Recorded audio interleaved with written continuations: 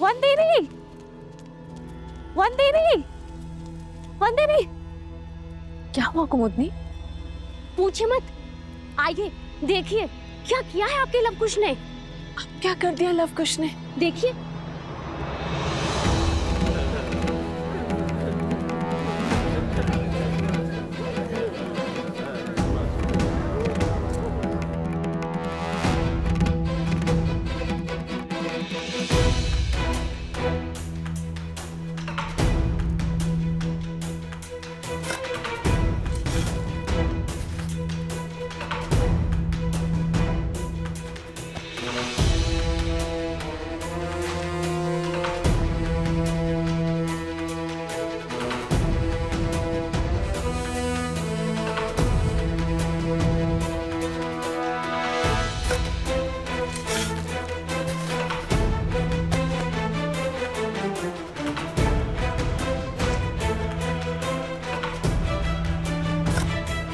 क्या कर रहे हैं ये लोग?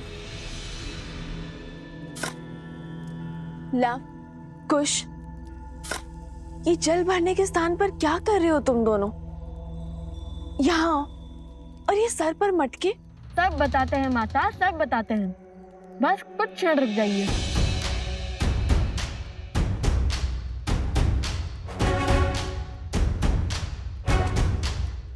खुश, चलो वो खोल देते हैं।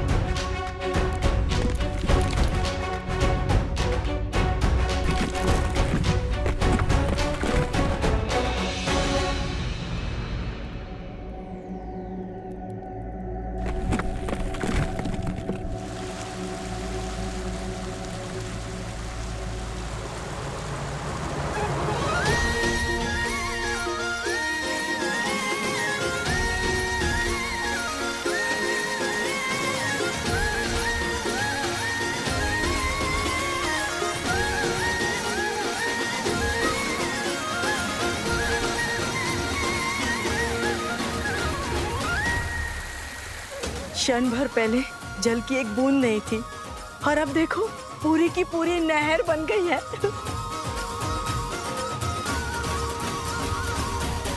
और लव कुश की चिंता छोड़ दो बंदेवी, अपने पिता और माता की भांति उनमें भी हर संकट का हल खोजने का सामर्थ्य है।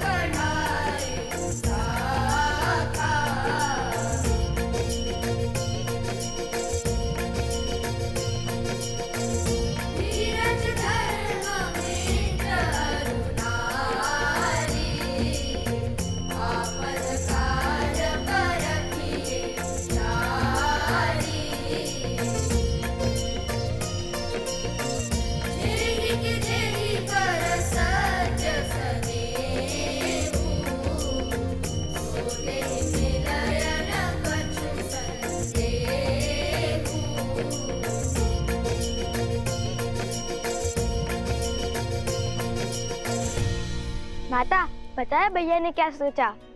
कि नदी के पास जाने से अच्छा नदी को यहाँ भी बुला दिया जाए। अब इस आश्रम में किसी को भी जल की समस्या नहीं होगी, चाहे कोई बालक कितने भी मटके की ना फोड़ दे।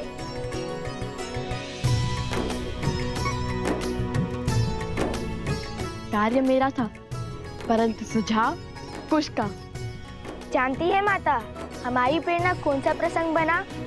जब नल और नील ने राम नाम लिखकर लंका तक सेतु बनाया था, तो हमने सोचा जब राम नाम का पत्थर सागर में तैर सकता है, तो राम नाम का फावड़ा नदी के लिए मार्ग क्यों नहीं बना सकता?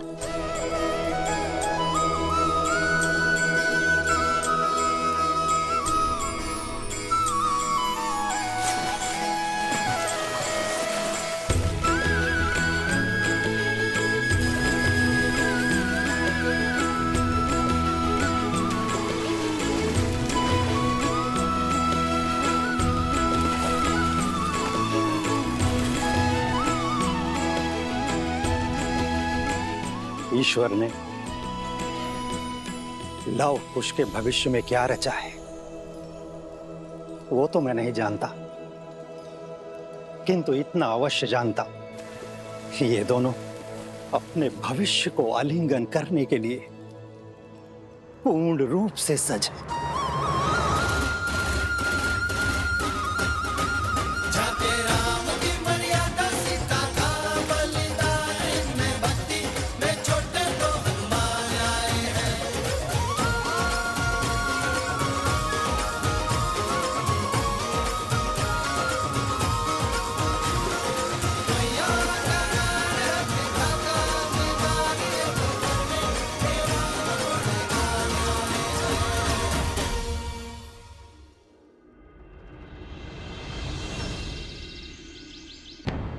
माना कर्तव्य महत्वपूर्ण है राम, परंतु अश्वमेध की घोषणा करके उसे रोक देना अशुभ भी है और अपयश कारक भी।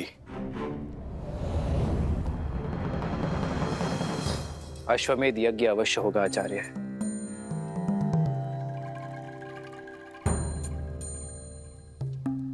अभी मैं युद्ध में जा रहा हूं आचार्य, किंतु मेरे युद्ध से लौटते ही ये यज्ञ आरंभ होगा।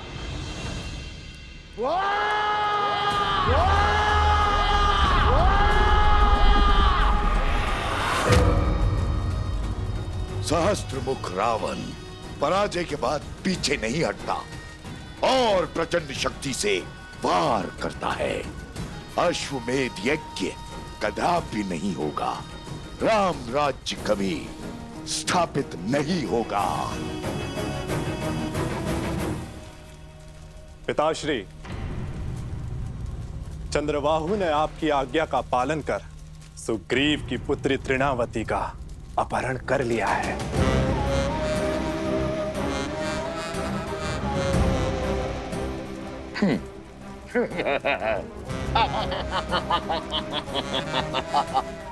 कैसे कैसे बचोगे राम मेरे इस प्रहार से?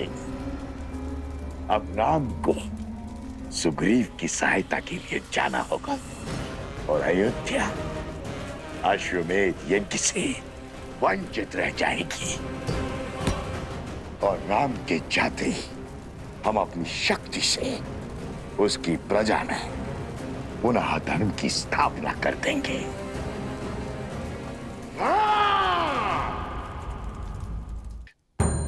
क्या बात बन जाएगी महाराज? धार्मिक बाधा तब भी रहेगी। इस युद्ध से लौटकर इस समस्या का हल अवश्य होगा आचार्य। अर्थात आप दूसरा विवाह करेंगे?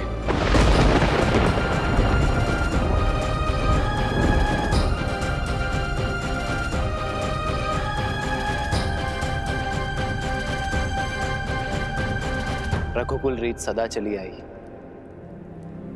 प्राण जाए पर वचन न जाए। एक बार वचन देने पर उस विषय में आपका शिष्य दोबारा कैसे सोच सकता है? मैंने सीता को एक पत्नी व्रत का वचन दिया है, परंतु मेरे विवाह के बिना भी अश्वमेध यज्ञ अवश्य होगा।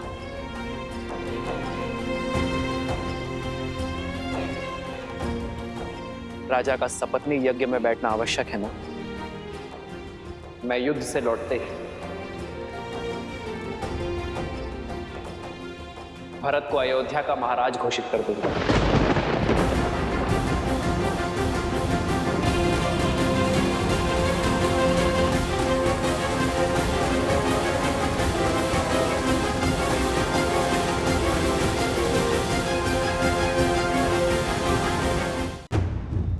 भैया, और तब भरत अपनी पत्नी के साथ यज्ञ की वेदी पर भी बैठेगा और अयोध्या का महाराज होने के नाते अपना दायित्व भी निभाएगा।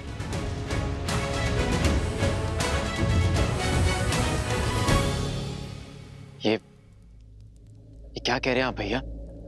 नहीं, ये मुझे स्वीकार करना होगा भरत,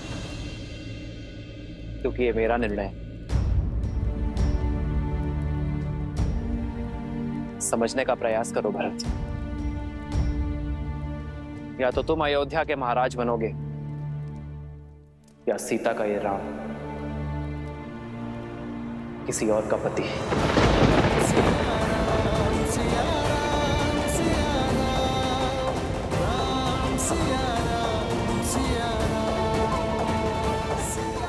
और मेरा चयन तुम जानते हो भरत। मैंने एक पत्नी व्रत धारण किया है।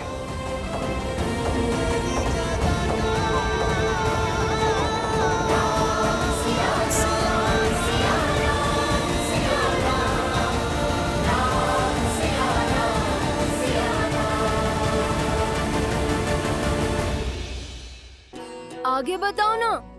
जब तुम नदी के पास पहुँचे फिर क्या हुआ? फिर क्या, नदी के पास पहुंचते ही हमने राक्षसों को देखा। सच? कितने राक्षस थे वहाँ? अरे वो दिखे ही नहीं, धुएं थे धुआंधार कह लो। उन्हें भला कैसे गिन सकते थे? एक भी हो सकते हैं और अनेक भी। सच? फिर तुम्हें भय तो बहुत लगा होगा ना? भय? और मुझे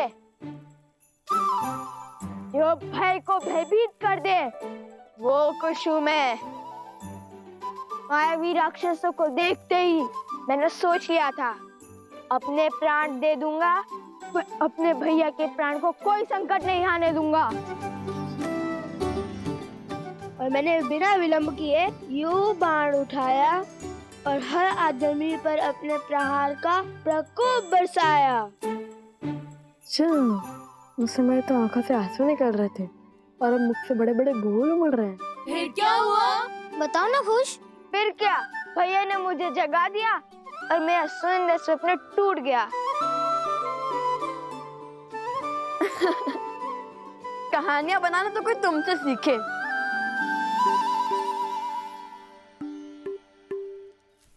कथा का सार ये है कि माताओं को कितना कष्ट होता है इतनी दूर जाकर जल लाने में। तो हमने सोचा कि जल को ही माताओं के पास लेके आए। क्यों, उचित कहा ना भैया? अवश्य। सच लव और कुश, बहुत वीर हो तुम दोनों। अब ये जल सदा आश्रम के पास रहेगा और वो राक्षस दूर।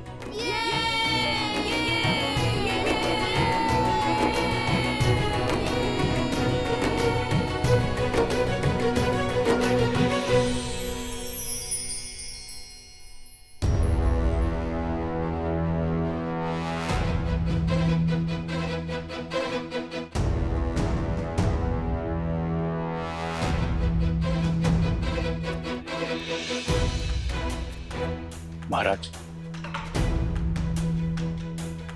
क्या समाचार लाए अंगद? हमारे पास इतनी सेना नहीं है कि हम इस दुर्ग को चारों ओर से घेर सके महाराज। परंतु आप निश्चिंत रहे महाराज। मैंने प्रण लिया है उस चंद्रबाहु का वध करने का, जिसने बिना कारण आपकी किष्किंधा राज की पुत्री का अपहरण किया। अंगद, हमें शीघ्रता करनी होगी। इसके लिए को भेदना होगा हमें। इससे पहले कि इस किले से आक्रमण हो।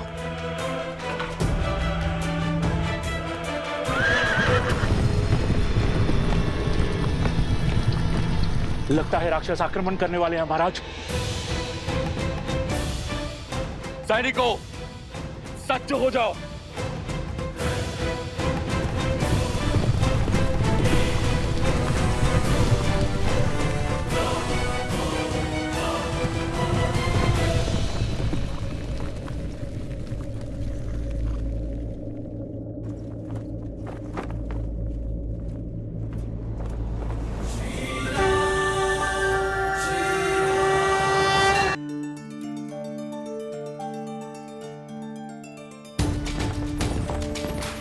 ये तो प्रभु श्री राम पधारे हैं।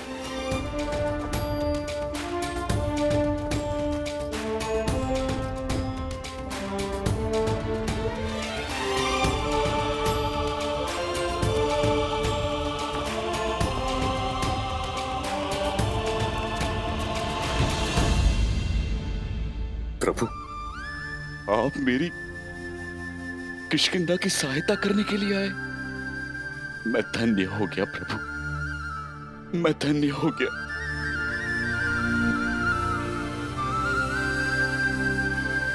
प्रभु नहीं, आपका मित्र आया है। जब ये नर विपदा में था तब वानर सहयोग में आए, तो अब ये नर पीछे कैसे हट सकता है मित्र।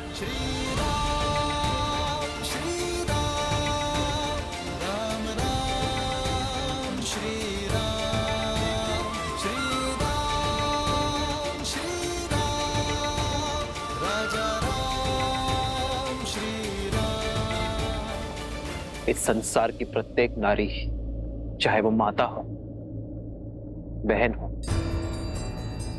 पुत्री हो या फिर पत्नी, प्रत्येक नारी सम्माननीय होती है। और फिर आपकी पुत्री मेरी भी पुत्री है मित्र।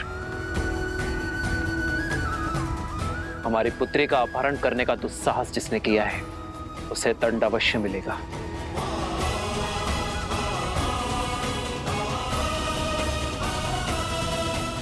महाराज, हनुमान, किष्किंधा की पुत्री का अपहरण करने वाला बचेगा नहीं। प्रभु, आप मुझे आदेश दीजिए। अवसर देना हमारा धर्म है। तुम दूत बनकर जाओ और चंद्रबाहु को चेतावनी दो। कहो कि उसके पापों का दंड देने स्वयं अयोध्यापति आए और यह अंतिम अवसर है। यदि उसे प्राण प्रिय है तो मेरे मित्र वानराज सुग्रीव की पुत्री तृणावती को सम्मान सहित लौटा दे।